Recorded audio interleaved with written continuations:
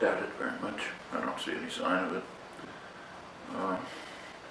There may be some reevaluation of drones in the future because of something that is discussed in the professional journals but hasn't made it to the mainstream yet. And that is that as drone technology improves, it's becoming a perfect weapon for terrorists. You can already buy a small drone for $200 on the internet, and as they get smaller and more effective, they're perfect terrorist weapons, and they'll probably be used. That's what happens to technology.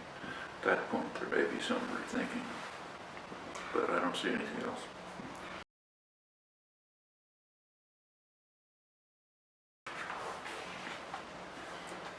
I think the U.S. is going to pull out all the stops to try to apprehend him somehow.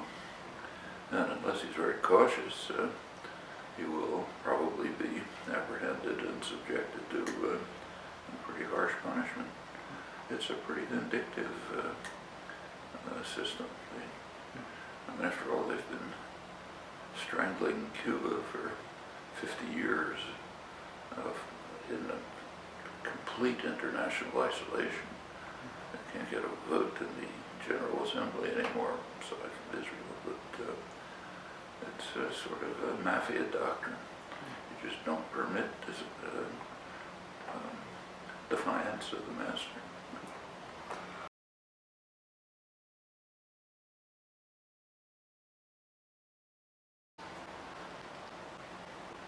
Well, the United States is unusual in that there's an immense propaganda campaign, corporate funded, to try to convince people that either there's no climate change, or if it is, it's not anthropogenic. And it creates a certain amount of confusion on the part of the population, understandably. There are major networks like Fox that are devoted to trying to confuse people on this. So the only answer is education, organization. There just are no other mechanisms. Because they're not, I don't know about the individuals, but the corporate powers that are behind it surely understand what's happening. They simply rank short-term profit higher than destruction of the possibility of a decent life in the future. That's a pretty natural corporate culture. And it's a business-run society to a large extent, so unfortunately that's the reality that you have to face.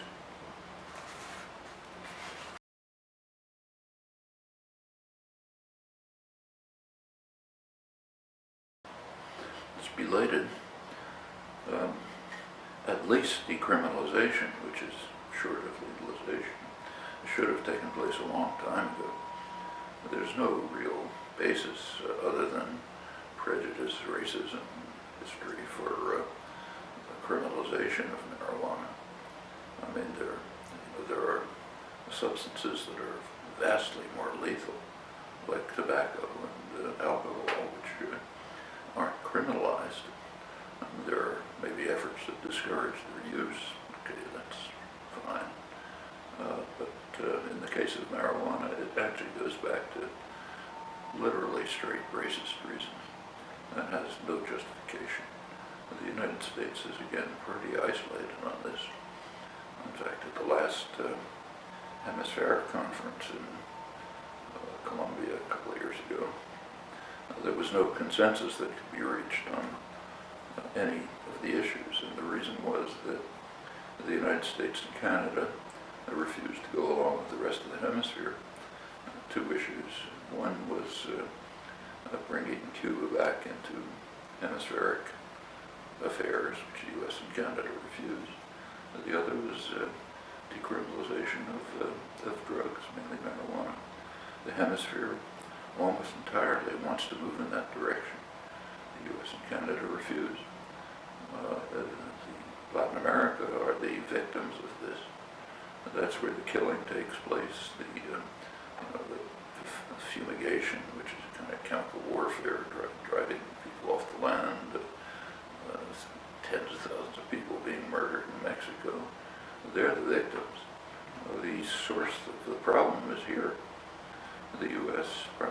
is the source of demand, but also incidentally of supply.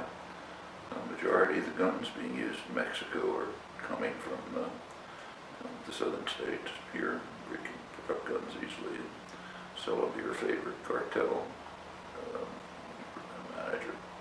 So they're the victims, we're the problem, and we refuse to do anything about it. The U.S. and Canada are simply going to be separated from the hemisphere on this. And significant steps towards decriminalization or even legalization are taking place all over the world. They've been quite successful. It's actually cut down use of drugs, and the U.S. is a laggard on this, but it's good that a couple of states are moving.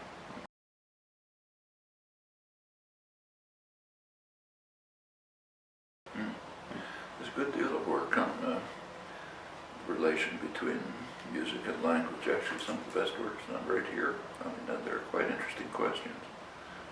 One or another form of music seems to be a cultural universal, and dance also, and of course languages. And there's an interesting question about what the origins are and what the relations are. Now, there are even interesting questions which are being explored about neural localization. So, for example, it seems that musical memory is dissociated from some other forms of memory, not as far as I know from linguistic memory. So it'd be interesting to know, can a person retain language but lose all his musical memories, or conversely? And as far as I'm aware, there is no evidence in that regard, though there are other kinds of dissociations.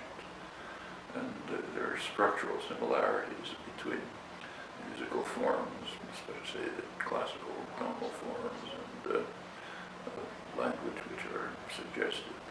So it's a rich area.